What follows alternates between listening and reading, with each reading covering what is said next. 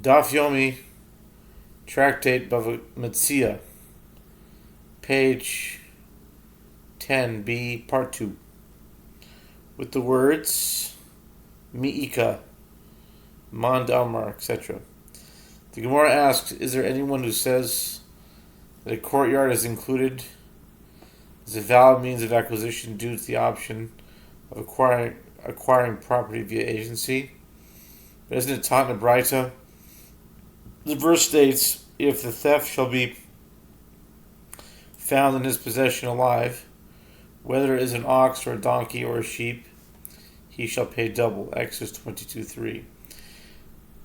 From the verse, in his possession, biado, I have derived only a case where the stolen item is found in his hand, yado. From where do I derive that the same halach applies if it is found on his roof, in his yard, or in his enclosure?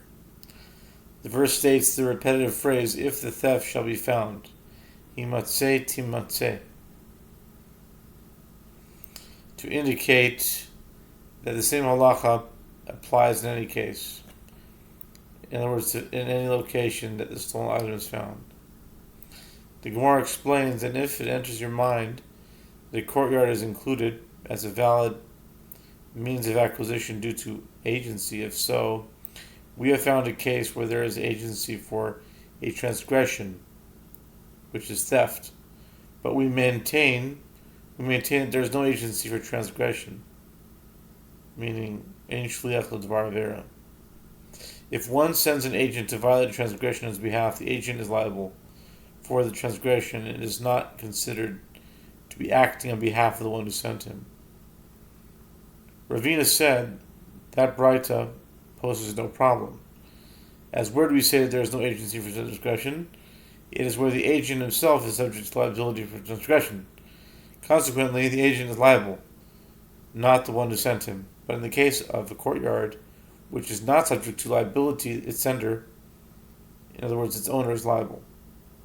The Gemara asks, if that is so, then in the case of one who says to a woman or a slave, go out and steal for me, is the one who sent them indeed liable, since they are not subject to liability?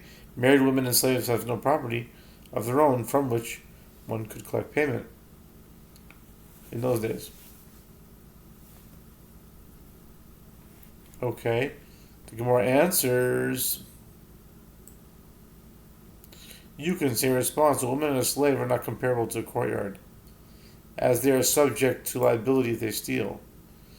And only now, in any event, they do not have the means to pay.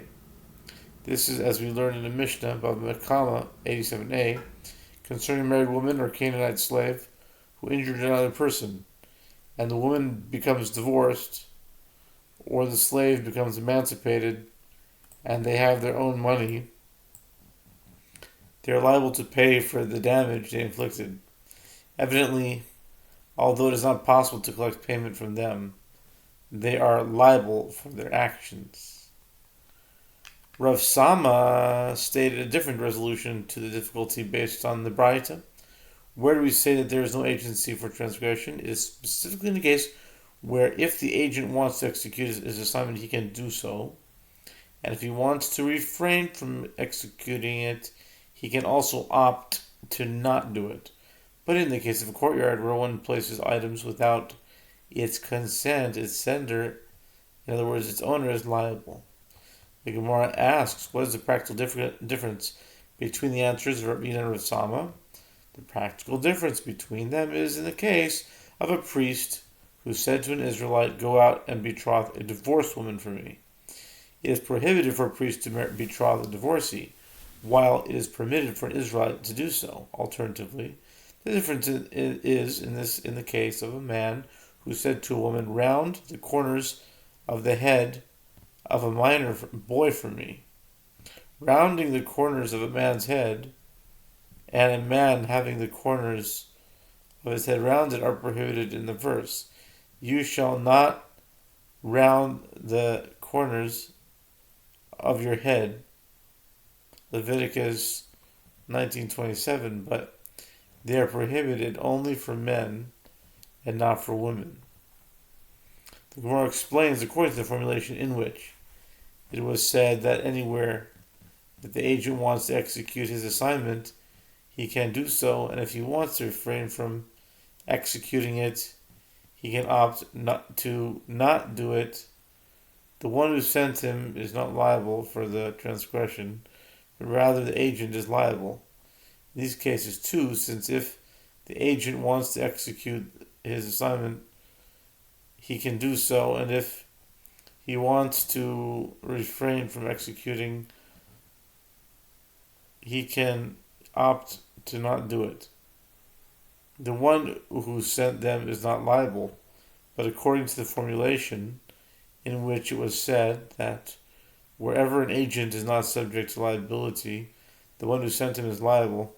In these cases too, since the agents are not subject to liability, the one who sent them is liable. The Gemara asks about the explanation of the opinion of Abba Kohen Barla, but is there anyone who says that placing an item in a courtyard is not included as a valid means of acquisition due to the fact that it acts as her hand? But isn't Talmud Braita from the verse, and he writes her a scroll of severance, and he gives it in her hand, Deuteronomy 24:1. I have derived only that a woman is divorced if her husband places the bill of divorce in her hand. From where is it derived that even if he places it on her roof, in her courtyard, or in her enclosure, she is divorced? The verse states, and he gives, indicating that she is divorced in any case. Apparently, one's courtyard is considered an extension of his hand with regard to acquiring property, in this case, the bill of divorce. The Gemara answers, with regard to a bill of divorce, everyone agrees that placing an item in the courtyard is included as a valid means of acquisition due to the fact that it acts as her hand. When they disagree is with regard to acquiring a found item that was discovered in her courtyard. One sage, Rabbi Yanai, holds that